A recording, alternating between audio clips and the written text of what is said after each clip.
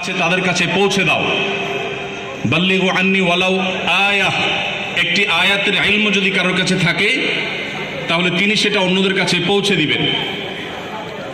আজ বাংলাদেশে দাওয়াতের যে প্রয়োজনীয়তা আছে, দাওয়াতের ময়দানে যে ভয়াবহ দুর্ভিক্ষ চলছে, এই খরা এবং দুর্ভিক্ষ কাটাবার জন্য আমাদের সবাইকে দাওয়াতের কাজের জন্য উপযোগী করে গড়ে তুলে দাওয়াতের ময়দানে আমাদের সবাইকে নামতে হবে ইনশাআল্লাহ।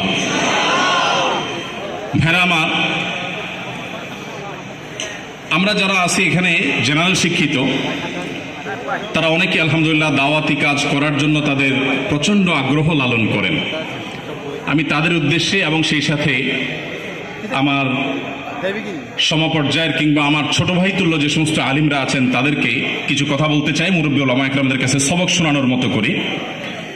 প্রথমত, আমরা যারা আল্লাহর পথে মানুষকে আহ্বান করতে চাই, এই যুগের সবচেয়ে বড় চ্যালেঞ্জগুলোর মধ্যে থেকে একটা হলো ইখলাসের অভাব এবং ঘাটতি। বিশেষ করে মিডিয়ার এই সময়ে ইখলাস ধরে রাখার মতো কঠিন আরেকটা কাজ নেই।